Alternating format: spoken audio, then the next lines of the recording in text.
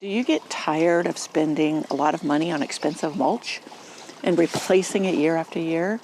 Well, I have an eco-friendly and budget-friendly alternative for you that we're going to talk about today. These are low-growing ground covers, most of them, not taller ones, because some people have taller plants that they call ground covers because they cover a large area. Now, these are the ones that most of them are like steppables. Meaning they can go between pavers in the pathways. They can fill in under a lot of other plants at ground level. And some of them, maybe they get 4 inches tall. And so they just make a great like carpet in your garden.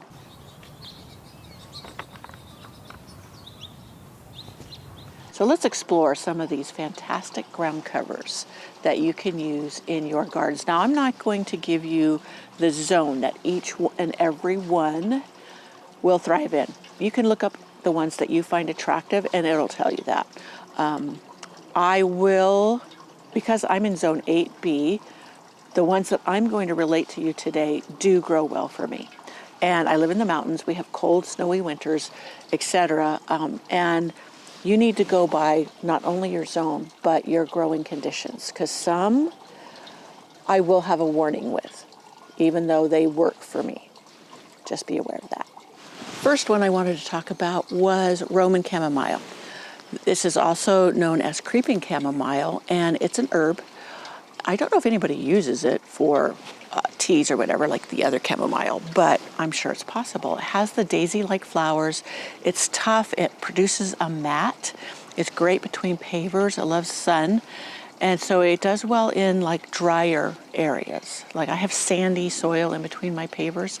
It does really well in that. I will confess, I killed mine accidentally. I had it up in the pathway up there. Back here, I had weed eated it too close to the ground when I was trying to mow it down. And yeah, I killed it off. And now I'm having a hard time finding it in the 6-packs. I bought it in the 6-pack containers and planted it that way. So I'm going to have to get seeds because I really do want to get some more of it. And when you walk across it, it has the most delicious green apple scent. And I love scented flowers in the garden or scented plants. And that it just adds another element to your garden. That's just very enjoyable. So next up, I want to talk about creeping thyme. Now this is a versatile ground cover. It can take full sun, drier soil. It's aromatic, and there's several types. In creeping thyme, I have lime thyme, lemon thyme, woolly thyme, elfin thyme, and I'm wanting, and it's on my list to get, turbo thyme. I'm sure there's more that I haven't listed, but those are the ones that I have, and they are great in the garden. Hey, kitty. Yes, there's Rachel coming to see us. Anyways, so creeping thyme is a wonderful ground cover also to have between pavers, etc. Some people, like I have a neighbor just down the road, and for her, woolly thyme is kind of a bully. So I have had no problem with it, and I just dig it out where I don't want it. And it has little flowers. Many of them have little flowers. I've had, there's chintz, pink chintz. It has the pink flowers. I had a red one. I don't think that it made it. It was up in the entrance garden. But there's, like I said, all types of creeping thymes that you can use. So there's a variety. Another fantastic one that I've loved for a long, long time is Blue Star Creeper. Now this one needs part shade, at least in my garden or in the heat of the summer. Yeah, when I lived in the valley where we had hot, hot summers, it lived great like underneath my bench because it got partial shade during the heat, high heat, or when the sun was highest in the sky. And even here I have noticed that it does better with part shade during the heat of the day. But if you live in a cooler climate, like I know the Mendocino Botanical Garden, even their summers can be on the cool side, even though they're zone 9B, sorry, mosquitoes, then yeah, they can grow it in full sun, but they have cooler overall temperatures. It's not the hot, direct, dry sun, and they have moist conditions. I love the little blue flowers that it gets on it. It's just very dainty. There's also a white one where it gets little white flowers. I first discovered it way back in the 80s when Better Homes and Gardens magazine had a series or an article on dish gardens, which a lot of people call fairy gardens now, but then they just were little scenes without fairies. So they would call them miniature dish gardens. And in one of them, they had creeping thyme as a ground cover. And I just fell in love with it then and bought it and grew it down in the valley. And then also here in the mountains, it does very well. I have some over in my shade garden with my hostas, and I have some right here in this area, which I call my primrose patio garden. And yeah, it just fills in great, and it chokes out the weeds. That's the beautiful thing about ground covers, and I will go over the benefits at the end of this video of having ground covers in place of mulch. Another thing about the blue star creeper is the flowers will bloom all through the summer from spring until fall, and so you get the dainty little flowers all over it if you have the right conditions for it. And the next one is Corsican Mint, which the leaf structure is kind of similar to me with the blue star creeper, but it's smaller, it's much tighter to the ground, it likes moisture conditions and partial shade, and it has the most yummy, well, of course, being a mint, it has a yummy scent when you tread on it. It can take light treading, very light, and I have it between the pathways of my patio stones in Primrose Cottage patio, and I thought I had lost it. And then just recently when I took the violas out there, I noticed that there's still some. So it's pretty tough. It goes through a lot of conditions and it survives. And I have some up in my rose cottage garden, my rose alley, and it spreads as long as I give it the moisture it needs. It really does like moist soil. But it also can get little tiny purple flowers. I don't think it blooms all through the season, but it could just be my conditions. It may. And remember, that one is Corsican Mint. Now, this one may be a little controversial, and I'll give you a warning about it. This is Lamium, or dead nettle. Now, some people, it can be very invasive. I will say it is very aggressive, even for me, and I have to constantly be cutting it back in areas that I don't want it. Now, it will do well even in dry conditions. I think it does better in shade, but mine gets a lot of sun and it still does well. It is gorgeous. The silvery leaves, the ability to cover an area and light up a dark area as far as like a shady spot. I have one that's called White Nancy. It seems to be a little less aggressive, but it's beautiful. So Lamium is a great ground cover, and it's great for tough spots if you don't mind the way it spreads. And a lot of times I will corral it, like put it a barrier around it of some kind if I want it to fill in an area, but I don't want it to go beyond that point. Yes, it will go underneath by rhizomes, but I just take a shovel and I put it straight down and I cut those rhizomes and pull out anything. Like I said, it is a little more higher maintenance, and if you put it in a spot, just be aware of that. So that's the one of them that has a warning here of the ones I'm listing, and that's Lamium. Let's talk Scotch Moss. This one is rather ferny, mossy looking. It's got the chartreuse green. It makes a thick carpet. It can take full sun, it says, if you keep it moist, but I prefer it in partial shade. It does better for me. I did a Scotch Moss heart shape in the garden with rocks around it. It provided a restful spot for the eye, and I just loved it. The gophers undermined the rocks, etc. I made it look a mess, and then I pulled away that arbor bench from that area, which I'm going to go behind the Primrose Cottage with, but I will link that video of me making that Scotch Moss and then some pictures of it later on when I did videos of the garden of it. It just turned out beautiful. There's also an Irish moss, and that is a darker green rather than the chartreuse green. And I also put some of it, a little piece of it, in my little miniature garden that I made with sedums and succulents and other things, which I will link that video to. And that thing has just been so much fun. Every time I go to the greenhouse, I see it and I enjoy it. And I'm going to put it out on a little stump in the secret cottage garden, because right in front of the greenhouse, I'm going to plant a climbing rose. So it's got to move, but I want it somewhere I can enjoy it. So next up, strawberry plants. These are not really utilized typically as a ground cover, but I use them as one. They run along underneath other perennials, other plants, and they just, I was interrupted, so I couldn't finish on my strawberry plants. So anyways, I think I left off on letting them run underneath all my other plants, and I get berries. They act as a ground cover, and if they go into areas that I don't want them, then I just pull them up. And they're so shallow rooted, they don't interfere with the water or nutrients of the plant that it's under, so it's a win-win. And the robins, they have found them, but they come around and nibble some, but there's plenty of them so that I get some berries too. And it's just a lot of fun to use strawberries as a ground cover. Now the next one is rather new to me. I had it in my front bed. I was worried it was an invasive one. It was so vigorous, spread so quickly, and I could not seem to identify it.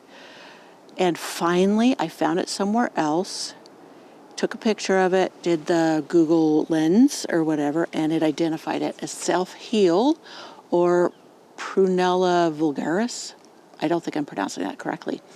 But it has purple little flowers. It is a rapid spreader, and it stays low growing. Right now I have it in shade, but it's reputed to also grow in full sun. Where I spotted it and took a picture of it, it is full sun and very rocky, and it was just doing great. So it must be pretty tough. It's called also self-heal plant because of its properties that people use it for. I've never used it as a salve or anything like that, but that it's reputed to have those properties. But I wanted to get next to one of my favorites. This is heron's bill, also known as Erodium, and that is a piece of a sedum.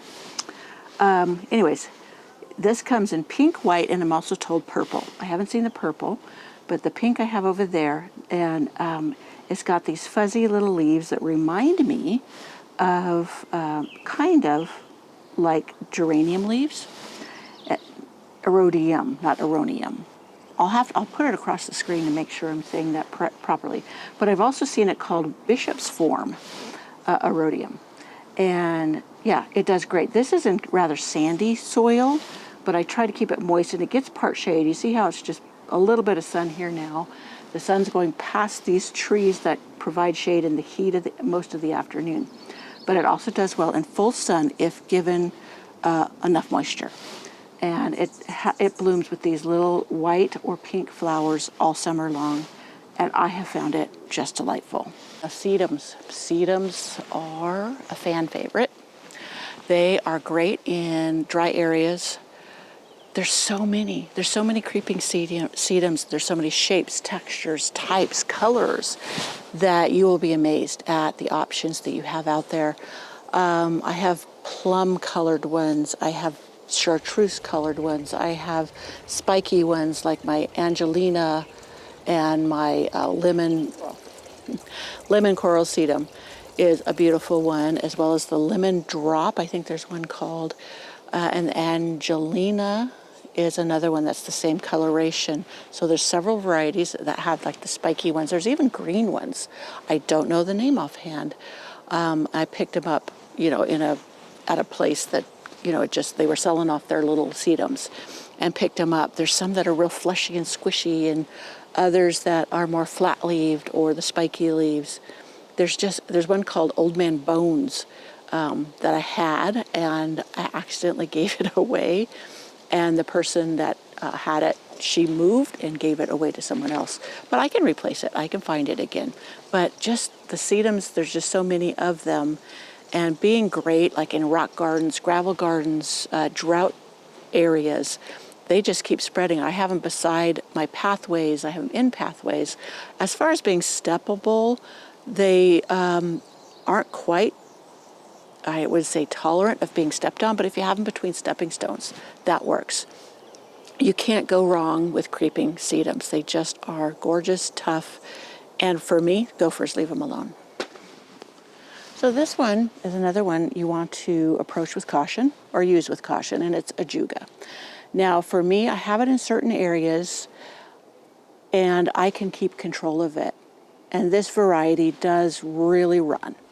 But I've kept it because in the spring, it blooms before most anything else. And it's something here for the pollinators to go for, and they do. They go for it like crazy. There is one that I took a little clip of at the garden center, and I don't know why I didn't pick it up, but it's a dark colored one, and it was just beautiful. Now, Ajuga is also called bugleweed. It's great for filling in areas. Mine seems to like the shade. I don't know about... it's great for covering large areas quickly, and it is part shade to shade plant. So that's something to know about it. As far as moisture, mine seems to thrive in either dry or very moist soil. But where it's at, it's very fast draining soil. Now this one, Lipia, also called frog fruit, which that was new to me, being called frog fruit, is a California native. And it will thrive in full sun to part shade, has pink and white flowers, fills in, makes great lawn replacement for light traffic. I don't know if you could play a football game on top of it, but it is one of those that is fairly tough. And you can use it in pathways, etc. So Lipia. I didn't know until recently that it was a California native, but it is, and it is available at Annie's Annuals. Mine I accidentally killed off, but I have a friend who has tons of it, and I'll get more from her, and I will put it back in my garden where I inadvertently destroyed it. Now the next one is phlox. Let me point you a little bit this way more. Phlox, creeping phlox. Now I have purple or lavender and a bright pink. It makes a great ground cover. It covers areas like where I have it. It's very rocky, and it just covers it beautifully. It blooms in the spring with the pretty flowers. I have a new blue one. It's kind of a denim blue. I haven't quite figured out where I want to put it. But so it comes in a wide range of colors, the flowers. In the spring, it is blooming before most anything else in my garden, and that's one of the reasons I do love it. It creates a thick mat. I have walked on it. It's not troubled it at all. And it is just a glorious one, and it's really easy to cut back. I did a video on my garden chores, and I showed how I cut it back with some clippers, but mostly I just cut it back with my weed eater. And that's how I keep it in an area that I want it. Lithidora. This is one of my spring blooming. It does bloom through the summer, just not as thickly, but the color of blue is just so outstanding. And it's thick and tough and hardy. It comes through our cold winters just beautifully. It fills in an area that was kind of thin as far as the soil. Did beautiful. It's easy for me to keep in check. I need to move some more around the garden and see how it will do in other areas as well, because in the spring, it just brings some color before, again, anything really else is getting going. Well, back here, I'm back by my hostas, because this is where I have the next ground cover, and that's baby tears. I grow it back here in the shade garden because that's what it loves. It loves cool, moist shade. And I grow it underneath the hostas. Now, it's thickest right there against, there's a runner board in the soil against, but like 2 feet out from Primrose Cottage. It was, I don't know what you call them, the board or border when this used to be a lawn. And so I've planted hostas in there, elephant ears, and my baby tears is in there. And I'll give you a close-up view of that. And then right down here, you probably can't see it, is my blue star creeper, which is just doing beautifully. This heuchera right here, I'm going to transplant it because it's going to get swamped by my hosta here.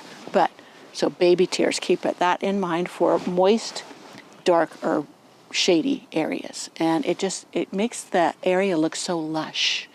And it has little droplets of water that get on it. And I wouldn't say it's a fast spreader, but it will spread.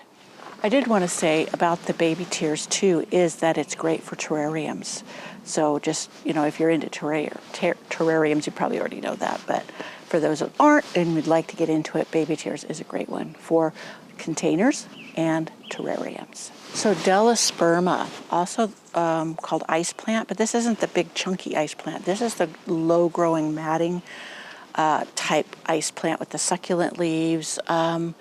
Bright flowers. There's lots and lots of colors. Go to Annie's Annuals, type in Delosperma in the search bar, and it'll come up with all these beautiful ones. I have grown Table Mountain, which is a bright fuchsia pink. I had it at one year, it had draped over the block wall of Primrose Cottage patio area, and then we had that year of heavy snows, like 9 feet, and it didn't make it through the winter that year when it had made it through the winter several years in a row. So I think it didn't like the moisture retentive soil it was in for that kind of moisture that we got at that time. The other two, there was a yellow one and a brighter orangey red one, that both of those didn't make it either. I just bought a new one. I'm going to give it a whirl, but I'm going to make sure I put it in sandier soil so that it doesn't get too much moisture in the winter, because I think that's what happened with my others, because it is supposed to be hardy in my zone. It's just growing conditions that I have to try to find where in my garden it will thrive, because I've just loved it. I may even dig out part of that area and by that wall where it did well before and replace it with sand, and that way maybe it will drain better and then live again and just create that wall of bright, pretty flowers. I'm thinking this is taking me too long to create, and I want to get this done. So I'm going to go up on the back deck and talk you through the rest without showing off my garden right now. Right now, it's just so gorgeous, I couldn't help but share it. Hernaria, glabra, whatever, also called rupture wart.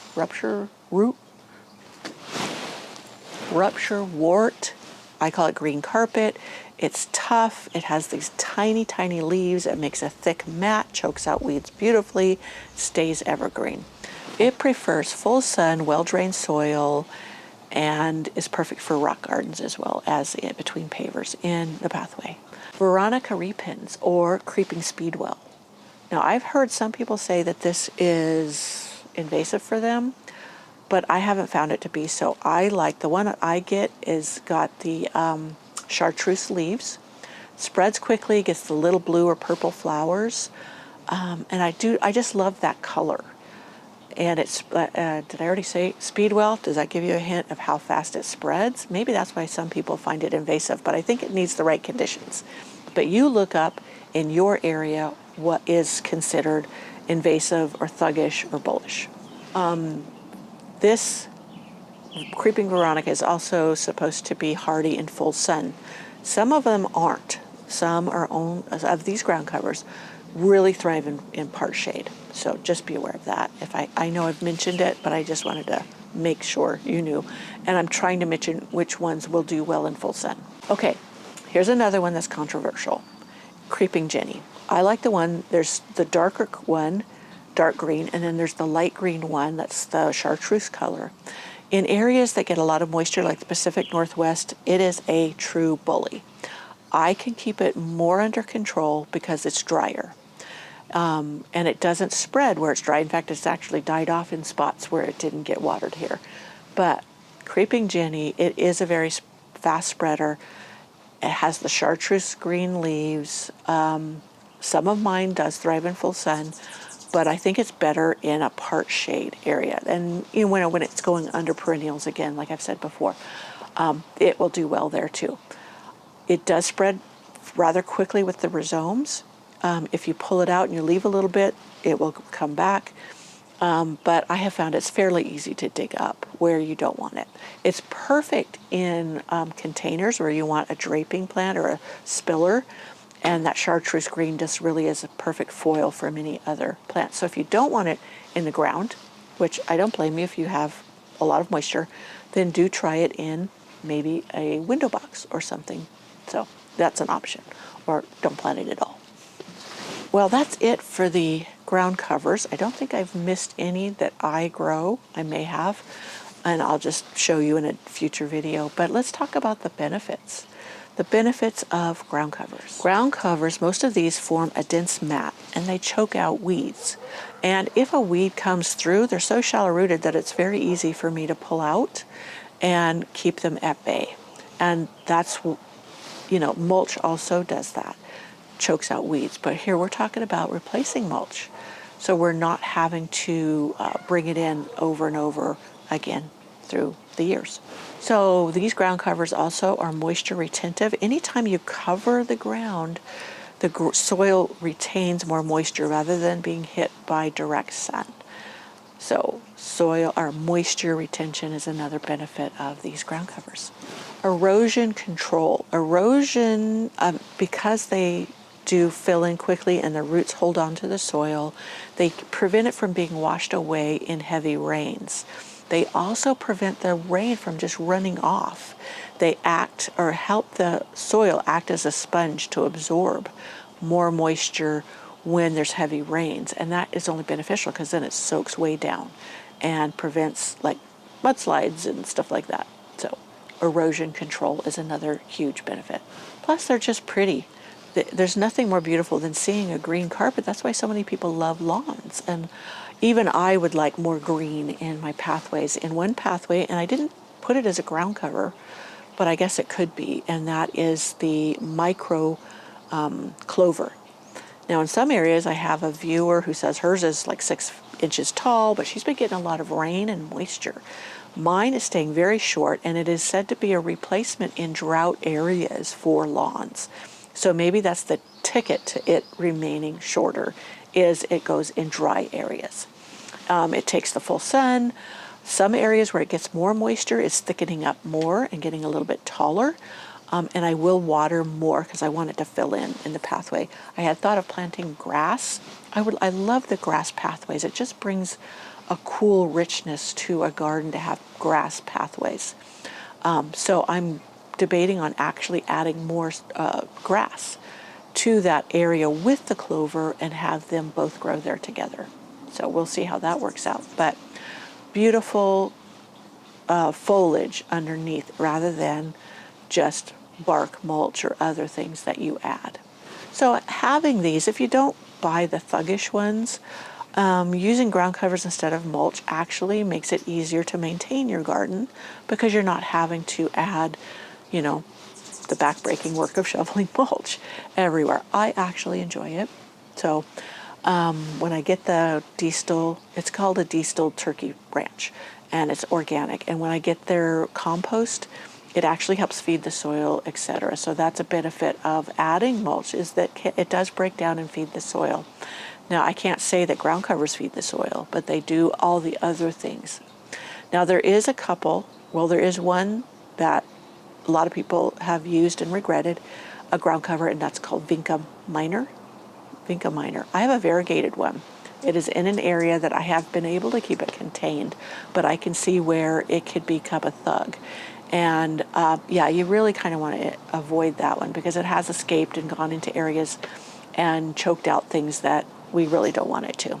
So even though this is a beautiful plant, I wouldn't advise planting it. Another one is bishop's weed. I saw this, I don't even know how I got my hands on it, put it in. I love the variegated foliage. It is a beautiful plant, but it just became a bully, started coming up everywhere. I'm sure the birds spread the seeds.